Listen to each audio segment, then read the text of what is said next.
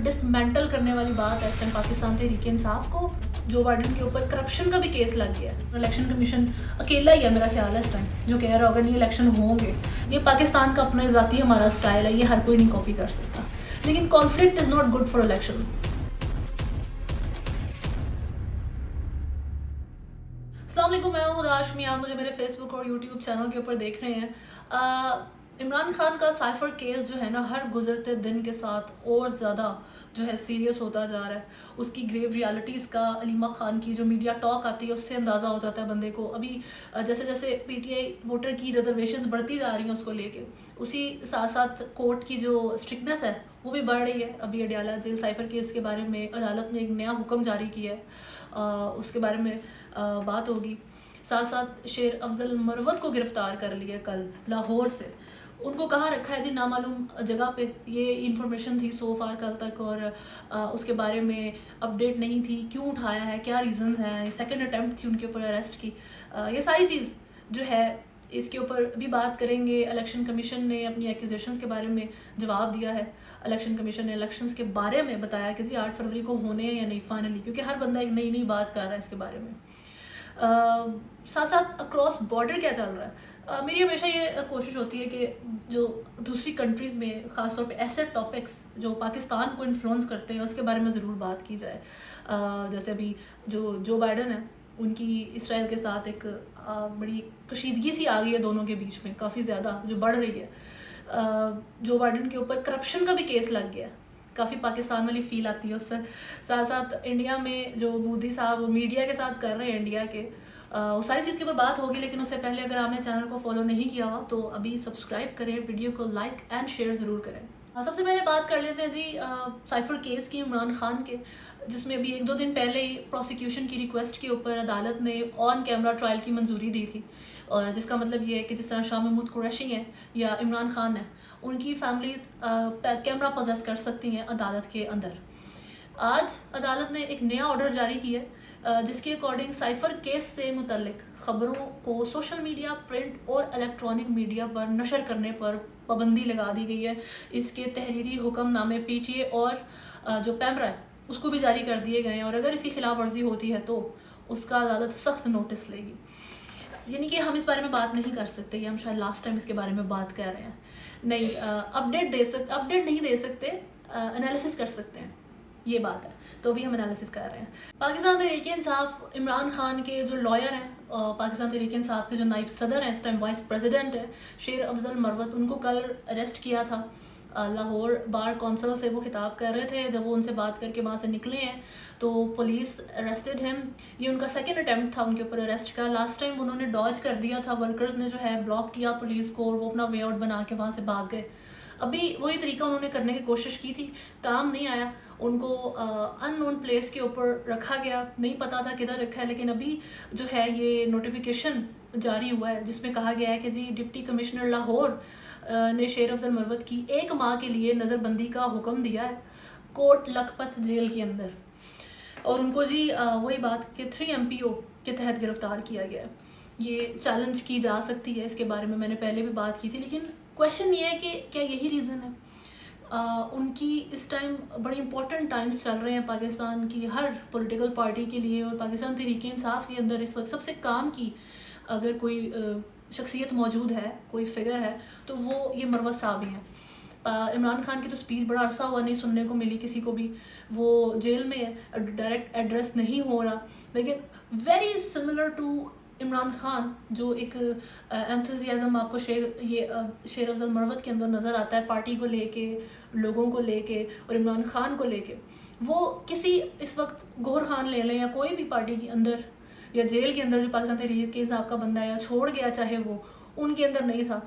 और ऐसे बंदे को अरेस्ट करना बिल्कुल जो है ना डिसमेंटल करने वाली बात है इस टाइम पाकिस्तान तहरीक-ए-इंसाफ को और to destabilise the election campaign of PTI. अभी इस हरकत से लोगों के ऊपर या डिफरेंट जो भी इस टाइम आप देख लें जो सेंटिमेंट है इन जनरल लोगों का इंस्टीट्यूशंस के ऊपर कोई ख़ास यकीन नहीं है, बड़े एक डिसबिलीव की सिचुएशन चल रही है और उसमें आप ऐसे बंदे को उठाएं, कोई एंटी स्टेट उन्होंने स्टेटमेंट नहीं दी, कोई उन्होंने ऐसी फ्यूचर में हरकत करने की धमकी नहीं दी, न लोगों को उन्होंने इंटाइस किया है किसी अनारकी की तरफ या किसी प्रोटेस्ट की तरफ। एक सिंपल चीज़ चल रही है जो पॉलिटिकल कैंपेनिंग होती है इस टाइम उनकी वही चल रही है, कोई थ्रेट नहीं है एक बंदा और आप उसे उठा लें, डजंट मेक सेंस। हाँ, एक थ्रेट जो वो बनते हैं वो ये है कि पाकिस्तान तहरीक इंसाफ को लाइफ दी हुई है शेर अफजल मरवत ने, वो उन्होंने जो है ना लाइफ जान निकाल लेनी है पाकिस्तान तहरीक इंसाफ के अंदर से, बाकी निकाल के जेल में डाली हुई है, इनको नज़रबंद कर दिया। गौहर खान ने जो पाकिस्तान तहरीक इंसाफ के इस टाइम चेयरमैन है, उन्होंने इलेक्शन कमीशन को अक्यूज़ किया था कि ये जो है इलेक्शन डिले करने के लिए जो है ना काम कर रही है इस टाइम इलेक्शन कमीशन। उसके जवाब में जी ECP ने इल्ज़ाम को कम्प्लीटली मुस्तरद किया और कहा है कि हम इस टाइम कम्प्लीटली इक्विप्ड हैं कि 8 फरवरी 2024 को इलेक्शंस होंगे और कोई डिले नहीं होने वाला इसमें, हर तरह की तैयारी पूरी है, सिक्योरिटी से लेके जो भी इसके और प्रोसीजर्स होते हैं वो कंप्लीट कर लिए गए हैं।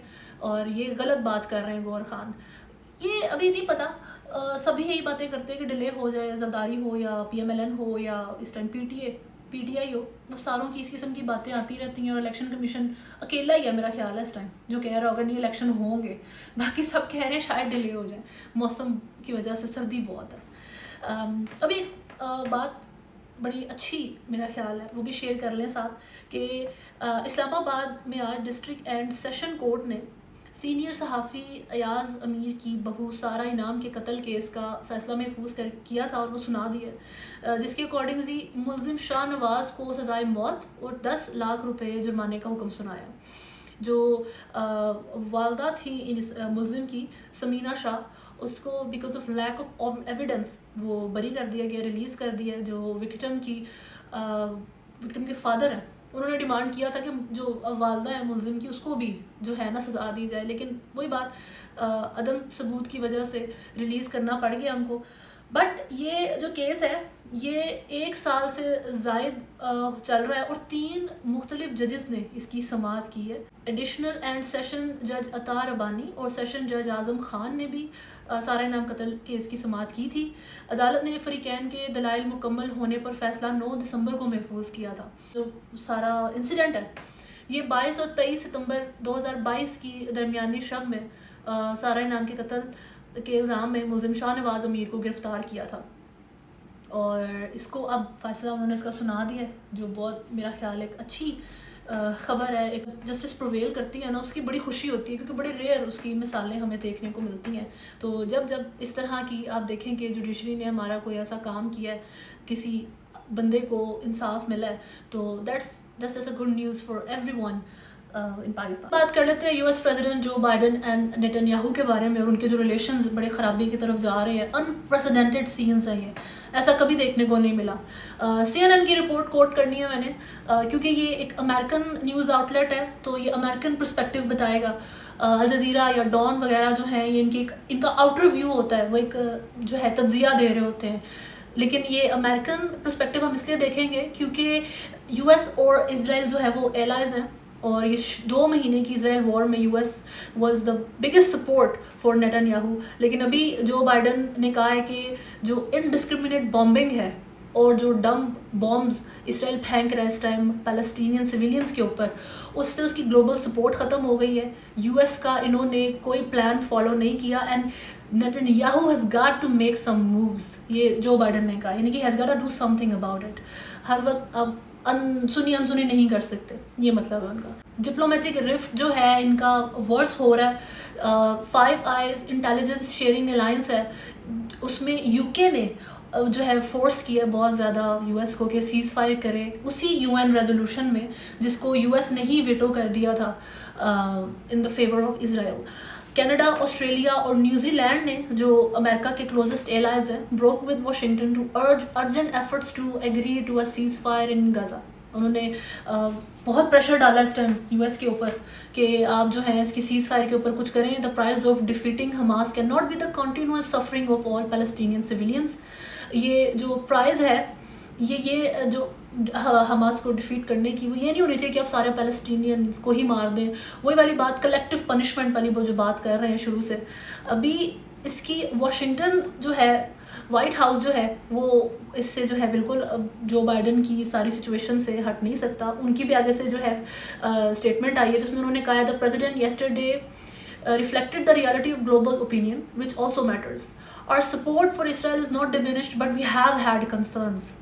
वो कह रहे हैं कि हमारी सपोर्ट थी इसराइल के साथ, लेकिन हमारे कंसर्न्स थ्रू आउट रहे हैं सारी चीज़ को लेके, ये हम वरिड थे। And we have expressed these concerns about the prosecution of this military campaign even while acknowledging that it's Hamas that started this and it's Hamas that is continuing it. ये दो like putting their feet in two boats वाली situation चल रही है America के लिए और US जो बाइडन के लिए भी, क्योंकि देखिए इलेक्शंस आ रहे हैं। पॉलिटिकल जो एक होती है ना बुक है जो सियासत की, उसमें इलेक्शंस के दौरान किसी किस्म के कॉन्फ्लिक्ट में नहीं पड़ा जाता। अच्छा बुरा एक सेपरेट चीज़ आ जाती है, लेकिन conflict is not good for elections. इस टाइम अमेरिकन के जो रिजर्वेशंस हैं इस वॉर को लेके, इसराइल वॉर को लेके बहुत ज़्यादा बढ़ रहे हैं और जो बाइडन री इलेक्शन की तरफ जा रहे हैं, उन्होंने फिर से अपने लिए जो है ना प्रेसिडेंशियल कैंडिडेट हैं वो अगले साल के लिए भी, तो उसके लिए बिल्कुल अच्छा नहीं है। ये आप प्रेशर भी आ रहा है, इलेक्शंस भी आ रहे हैं, तो इस वजह से उसका रिएक्शन है बेसिकली ये। खैर वही बात जैसे मैंने पहले भी की थी कि जी लेट्स जस्ट होप के जो है पीस प्रोवेल्स। अब जो बाइडन है उनके लिए और भी बहुत सारे इश्यूज चल रहे हैं, जिसमें से एक जो है वो है इम्पीचमेंट इंक्वायरी जो उनके अगेंस्ट जो है वो शुरू होने लगी है। सबसे पहले देख लेते हैं कि इम्पीचमेंट इंक्वायरी है क्या। ये जो है इट्स एन इन्वेस्टिगेशन जो फेडरल एजेंट्स करते हैं किसी भी रॉन्ग डूइंग को पता करने के लिए, किसी प्रेसिडेंट, वाइस प्रेसिडेंट या जजेस के बारे में जितने भी इस तरह के जो फिगर्स हैं जो कि गवर्नमेंट के अंदर होते हैं, उनकी ब्राइबरी आप देख लें, या उनकी या वो जो हमारे यहाँ पे कहते हैं ना, यहाँ फॉरेन अकाउंट्स रखे हुए हैं हमारे मुल्क में लोगों ने, ये सियासतदानों ने यहाँ प्रॉपर्टी बना ली, यहाँ पे पैसा आ गया, तो वो वाला काम तो नहीं किया किसी ने। ये उसके लिए इम्पीचमेंट इंक्वायरी है और ये यूएस के कॉन्स्टिट्यूशन के अंदर मौजूद है। अब 8 प्रेसिडेंट्स जो हैं आज तक उनके ऊपर इम्पीचमेंट इंक्वायरी हो चुकी है यूएस में, इंक्लूडिंग जो बाइडन, जिसमें से 3 अभी तक इम्पीच्ड हुए हैं, एंड्रयू जॉनसन, बिल क्लिंटन और ट्रंप, हमारे अपने डोनाल्ड ट्रंप। बड़ी सिमिलरिटीज़ लगती है मुझे कभी कभी इमरान खान के साथ डोनाल्ड ट्रंप की। खैर 2 दफ़ा ट्रंप जो है वो इम्पीच हुए हैं, लेकिन और इम्पीच किया गया था जी हाउस की तरफ से, और वो बरी हो जाता था सेनेट में वोट के थ्रू। तो अब बात ये है कि इम्पीचमेंट उनके आ रही है बेसिकली उनकी फैमिली के ऊपर। एक्यूजेशन है कि उन्होंने 2009 से लेके 2017 तक का जो उनका वाइस प्रेसिडेंट का टाइम पीरियड था, उसमें उन्होंने बड़ी प्रॉपर्टियाँ बना ली हैं। पाकिस्तान की सिचुएशन फील हो रही है इस टाइम यूएसए के अंदर लेकिन उनके जो बेटा है जो बाइडन का, हंटर बाइडन, उनके ऊपर जो है एक्यूजेशंस है कि उन्होंने यूक्रेनियन कंपनी है उसके साथ उसमें ब्राइबरी ली है, बहुत ज़्यादा प्रॉपर्टीज़ बना ली हैं उन्होंने अपनी। तो इस सारी चीज़ में अभी उनके ऊपर ये भी इलेक्शन के लिए उनकी ये चीज़ बहुत ज़्यादा टफ करने वाली है उनकी इलेक्शन कैंपेन को ये। लेकिन इम्पीचमेंट में आज तक किसी भी यूएस प्रेसिडेंट को हटाया नहीं गया उसकी पोजीशन से। ये पाकिस्तान का अपना ज़ाती हमारा स्टाइल है, ये हर कोई नहीं कॉपी कर सकता। हमें आदत है कि 3 साल हुए उठा के बाहर फेंक दो, फिर आप जो है निगरान वज़ीर आज़म ले आए, अभी जैसे हमने काकर साहब को बिठाया हुआ है। तो ऐसा अभी तक कभी नहीं हुआ यूएसए में, और अभी भी जो स्पेशलिस्ट हैं यूएस में जो इस सारी सिचुएशन को फॉलो कर रहे हैं, उनके अकॉर्डिंग अभी यही बात है कि जो बाइडन के अगेंस्ट एसच इतना जो है ना एविडेंस मौजूद नहीं है, और इनकी प्रेसिडेंशियल जो भी टेन्योर रह गया ना, नवंबर में इलेक्शंस है 2024 में यूएसए में, तब तक इनकी उसको कोई इफेक्ट नहीं आना, ये प्रेसिडेंट रहेंगे। हाँ अगर इफेक्ट आया जो बाइडन को किसी तरफ से, तो वो नेक्स्ट इलेक्शंस में जब वो उन्होंने उसकी कैंपेन कर रहे हैं, उसमें जो वोटिंग होनी है, उन्होंने फिर प्रेसिडेंशियल कैंडिडेट के तौर पे सामने आना है, उस पर ज़रूर इसका इफेक्ट आएगा इस इम्पीचमेंट का, और जो इस टाइम इसराइल वॉर चली है उस सारी चीज़ का। अब बात कर लेते हैं जी small people in big offices के बारे में। सही इमरान खान ने बोला था ना ये मोदी के बारे में, इंडिया जिन्होंने पूरी दुनिया को वक्त डाला हुआ है, ज़बरदस्ती का प्यार चाहिए मोदी साहब को, क्रिटिसिज्म नहीं चाहिए, लव यू बोलो बस, इसके अलावा कुछ नहीं होना चाहिए। अभी वहाँ पे जो फ्रीडम ऑफ प्रेस है उसकी एक और मिसाल कायम की है जो है ही नहीं, कि वहाँ पर संजय रॉत हैं जो एग्जेक्टिव एडिटर हैं जर्नल सामाना के, उनको गिरफ़्तार कर लिया गया, उनके ऊपर जो है चार्जेस लगाए गए हैं क्योंकि उन्होंने बीजेपी के बारे में कहा है कि 2018 के मध्य प्रदेश के इलेक्शंस में उन्होंने धांधली की थी और इनकी इलेक्ट्रॉनिक वोटिंग मशीन्स जो थी ना वो ही 2 नंबर थी, ख़राब थी। उनके ऊपर मल्टीपल ये चार्जेस लगे हैं जी, जिसमें है hatred, ill will between classes, promoting enmity, आगे जी उनके ऊपर सेडिशन का चार्ज लगा है, promotion enmity between different groups on grounds of religion, race, place of birth, residence, language. ये सब उनके ऊपर जो है ना उन्होंने इस एक रिपोर्ट की वजह से उनके ऊपर चार्जेस लगाए हैं। वॉशिंगटन पोस्ट ने भी जो है ये एक्सपोज किया था पहले कि जो मोदी की गवर्नमेंट है वो सेल्फ प्रमोशन के लिए बहुत सारे ऑपरेशंस जो है ना चला के रखती है। इन जनवरी 2023 उसमें एलान मस्क ने कहा था कि मोदी गवर्नमेंट प्रेशराइज कर रही है उनको कि ट्विटर के ऊपर से जितनी भी एंटी मोदी कैंपेन्स या कमेंट्स या कुछ भी मौजूद है ना, अगर एक छोटा सा ट्वीट भी है उसको डिलीट कर दें, बैन कर दें इस चीज़ को। February 2023 में BBC's office were also raided for airing an anti-Modi documentary. In March, Congress leader Rahul Gandhi's membership in parliament was also suspended for criticizing the prime minister. मैं जब ये कहते हैं ना कि हम डेमोक्रेसी हैं, इंडिया कहता है जब, तो मुझे एक अजीब सी फीलिंग आती है कि डेमोक्रेसी का डी भी नहीं है ये लोग। इस हद तक वहाँ पर डिक्टेटरशिप का माहौल चलता है और इस किस्म की वर्शिप मोदी की मेंटालिटी है, no tolerance policy when it comes to Hindu और मोदी। ये एक दिमाग इन लोगों का इस तरीके से चलता है। पाकिस्तानियों में एक चीज़ तो चले अच्छी है ना, हमारे यहाँ डेमोक्रेसी नहीं, हम मानते हैं। हम तो हर वक्त कहते हैं जी हमारे सिविल लीडरशिप कुछ नहीं कर रही, डेमोक्रेसी को स्ट्रेंथन करने के लिए कुछ नहीं कर रही। हम कभी माशाल्लाह में बैठे होते हैं, कभी हम एक ब्रोकन डेमोक्रेसी के अंदर बैठे हुए हैं। वो हर वक्त खुद को जी the biggest democracy in the world कहता रहता है, खुद ही ने लेबल दिया हुआ है, खुद को खुद ही हार पहनाई जाओ। वही मोदी साहब का ज़बरदस्ती प्यार चाहिए, रियलिटी चेक नहीं चाहिए। खैर अभी तक के लिए न्यूज़ में इतना ही है। नेक्स्ट वीडियो तक अपना बहुत ज़्यादा ख्याल रखें। अल्लाह हाफ़िज़।